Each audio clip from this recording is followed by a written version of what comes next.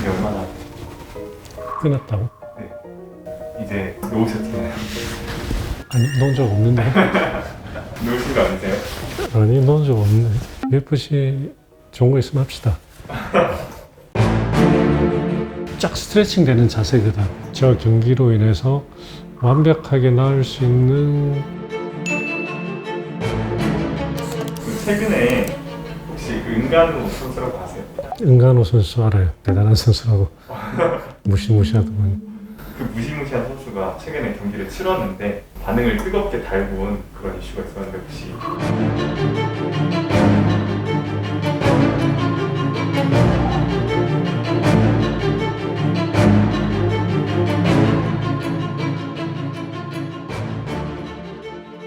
경기 전에 한 3주?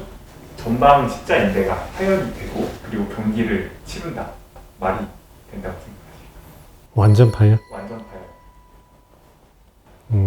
내 생각에는 안 될 것 같은데. 십자인대 파열이 되고 3주 지난 상태에서 경기를 하는 건 저는 불가능하다고 봅니다. 영상을 보실까요? 이게 말이 되는지. 지금 다친 상태예요. 어느 쪽 다리에? 그건 이 안에 싸고 있구나.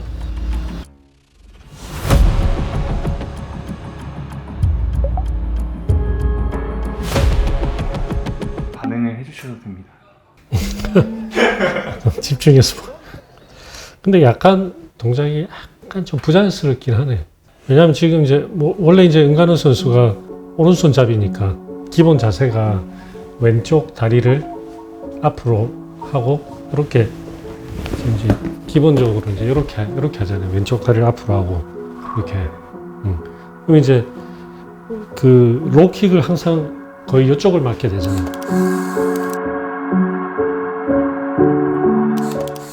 근데 내 칙칙부인대가 다쳤다 그러면 로킥을 이렇게 맞으면 이게 이제 이렇게 꺾이는 힘을 받게 되는데 이 꺾이는 힘을 받을 때 그걸 잡아주는 게 내 칙칙부인대거든요.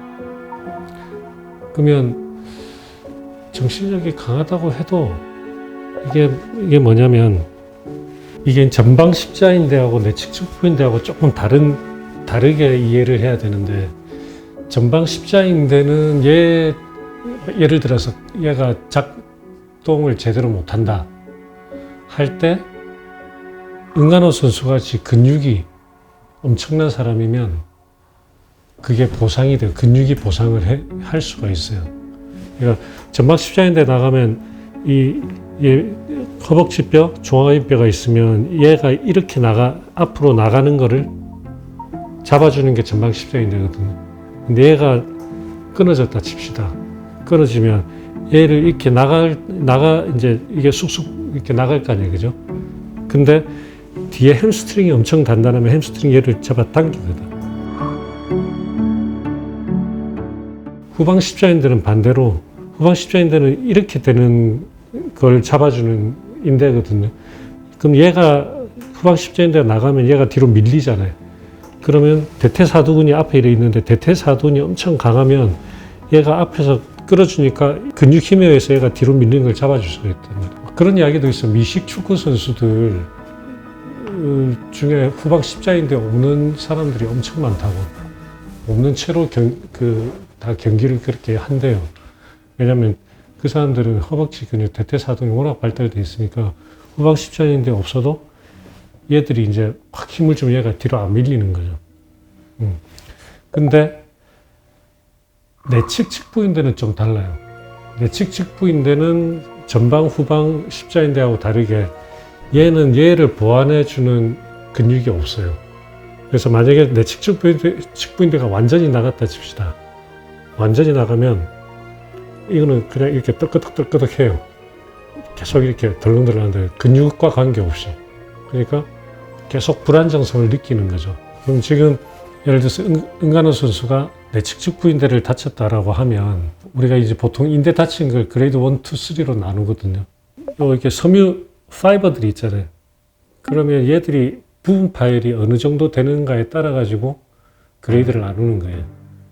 우리 이제 MRI 보고 그레이드를 나누는 건 아니고 임상적으로 임상적이라고 하면 진찰 소견상 내측측부인대가 나가면 보통은 그 대퇴골에서 경골 이렇게 이 방향으로 붙는데 보통은 여기가 나가요.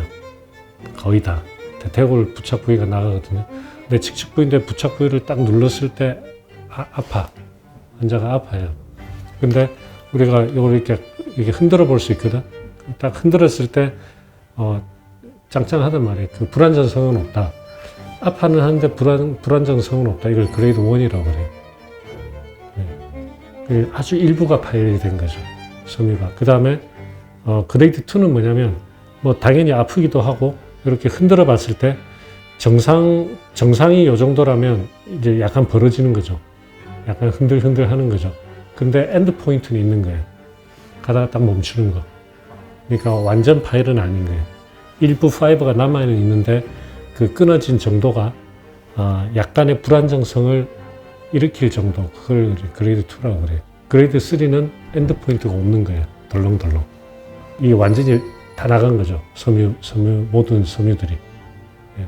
그래서 지금 이제 은간호 선수 같은 경우는 이게 그레이드 뭐 얼마인지 잘 모르겠으나 일단 어떤 그레이드든지 간에 실제 그레이드 1이라 하더라도 여기가 이제 다쳤으면 여기를 이제 차잖아요. 그러면 얘가 자꾸 이렇게 될 거 아니에요.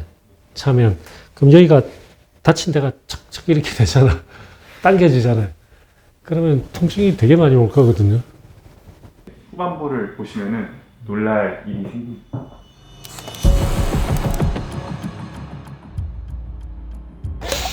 야, 여기 보면 지금 깨구리 자세를 하고 있거든요. 지금 이렇게 테이크 다운을 해가지고 은간호 선수가 지금 이렇게 하고 있죠. 이렇게 되면 얘가 내 칙칙부인대가 확 쫙 스트레칭 되는 자세거든.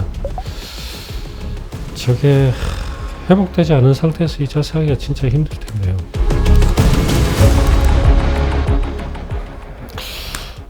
지금 또 우리나라 기술로 안다리 걸면서 넘기는데, 야, 저것도 내 칙칙부인대가 스트레스 많이 가는 자세네.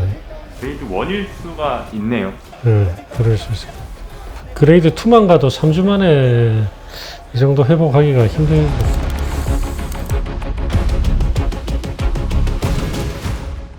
김우라, 내가 요즘 기술이 좀 보여. 나도 보여, 기술이.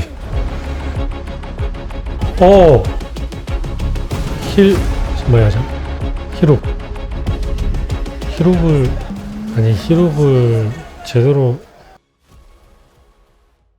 다 본 건가? 네, 어. 히룹을 막 간혜 선수가 열심히 밑에서 걸고 있는데 너 뭐 해? 뭐 이런 느낌인데 지금 다치고 3주 만에 이게 나와서 한다는 게 사실 상식적으로는 참 이해가 안 되는 게 내 칙칙부인데 이게 이런 게 다쳐도 낫는데 6주 정도 걸려요. 6주. 내 칙칙부인대하고 전방 십자인대하고는 좀 다른데 내 칙칙부인대는 수술을 안 하고 처음에 기부수 치료, 보조기 치료를 잘 하는 게 결과가 제일 좋아요. 전방 십자인대는 이게 완전히 끊어졌다 그러면 대부분은 해야 돼요. 내 칙칙부인대를 처음에 기부수 치료를 잘 안 해가지고 이걸 나중에 수술을 한다. 결과가 굉장히 안 좋아요. 이거는 수술이 결과가 안 좋은 인대입니다. 내측 인대는. 첫 6주를 제대로 치료하면 이거는 완벽하게 정상으로 나을 수가 있거든요. 내측 인대는. 근데 첫 6주를 제대로 치료 안 하고 놓치면 덜렁거림이 영원히 해결이 안 될 수가 있어요. 네. 때문에 일단 제가 볼 때는 선수 그 보호 차원에서 실제 내측 인대를 다쳤다.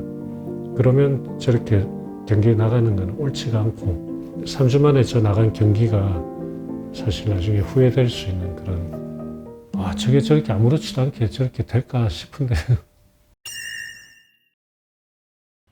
이게 네티즌들이 근육으로 쪄 인대가 커버가 되는 거냐를 제일 많이 궁금해 하더라고요. 그럼 오늘 내가 그 이야기를 했네요. 네.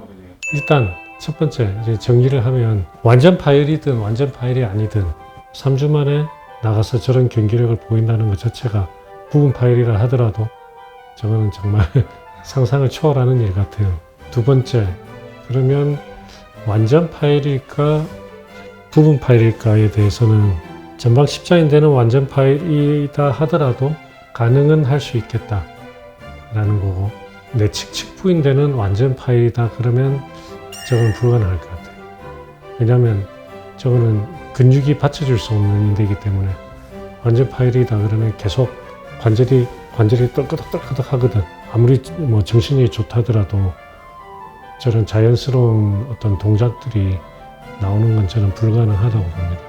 내측 측부인대는 한 그레이드 1 정도로 해서 3주 정도의 어떤 치유 과정을 거쳐서 나오는 게 아닐까. 전방 십자인대도 완전 파일이면 참 이게 회전이 걸릴 때 이게 탁탁 튀는 그 피벗 시프트라고 하는 그런 동작이 있거든요.